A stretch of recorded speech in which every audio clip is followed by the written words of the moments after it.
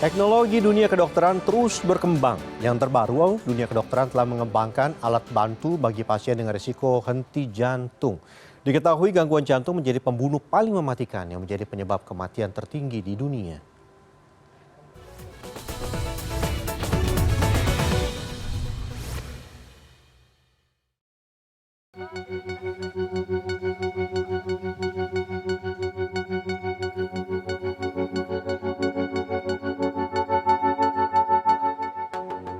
Badan Kesehatan Dunia WHO mencatat ada 10 penyebab kematian tertinggi di dunia per Agustus 2024. Dari 10 ini, gangguan jantung menjadi penyebab kematian paling banyak.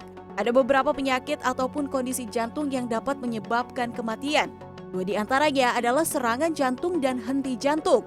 Menurut dokter spesialis jantung dan pembuluh darah Dr. Faris Basalamah, serangan jantung muncul akibat terjadinya gangguan fungsi jantung. Sementara henti jantung bukanlah suatu penyakit melainkan kondisi genetik. Henti jantung juga bisa muncul akibat efek dari akumulasi gangguan jantung yang selama ini diderita. Dampaknya dapat menyebabkan seseorang mengalami kejang jantung, berlanjut pada berhentinya denyut jantung sehingga mengakibatkan kematian.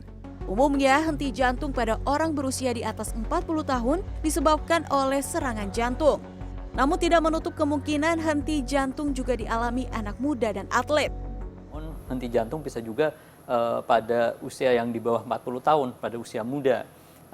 Pada atlet juga bisa terjadi pada usia muda, kemudian pada general populasi juga pada usia muda, memang dengan frekuensi yang lebih rendah. Yang kan serangan jantung adalah suatu penyakit yang disebabkan oleh penyakit jantung koroner, di mana ada penyempitan pada pembuluh darah koronernya, kemudian penyempitan tersebut mengalami sobekan atau rupture atau pecah, dan kemudian menyebabkan pengentalan darah sehingga menyebabkan pembuluh darah koroner tersebut tersumbat.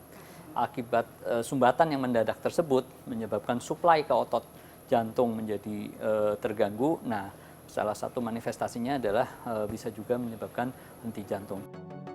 Ada beberapa gejala yang harus diwaspadai sebagai kemungkinan serangan jantung. Di antaranya adalah mengalami sakit dada saat beraktivitas, keringat dingin, dan sesak nafas secara mendadak.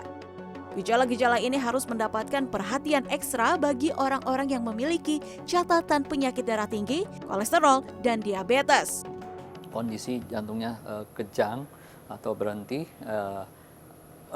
gejala yang bisa timbul, misalkan dia mengalami henti jantung yang sifatnya pendek, itu biasanya dizzy atau tiba-tiba kayak hilang keseimbangan sampai pingsan. Kemudian dia bangun lagi. Nah, itu harus diwaspadai. Itu harus segera ke dokter juga dilihat apakah pingsannya itu disebabkan karena gangguan aritmia atau kejang jantung tersebut. Serangan jantung bisa terjadi karena pengaruh gaya hidup tidak sehat, seperti kurang bergerak, jarang olahraga, obesitas, sering begadang, merokok, dan mengonsumsi gula dalam jumlah banyak.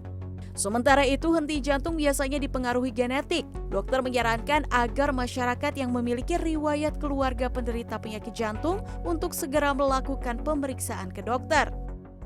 Mengacu pada data WHO, ada 17,9 juta nyawa yang melayang setiap tahunnya akibat penyakit jantung.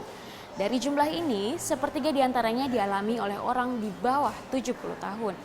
Nah, di Indonesia sendiri, menurut data dari Kementerian Kesehatan, setiap tahunnya ada lebih dari 651.000 kematian yang disebabkan oleh penyakit kardiovaskular.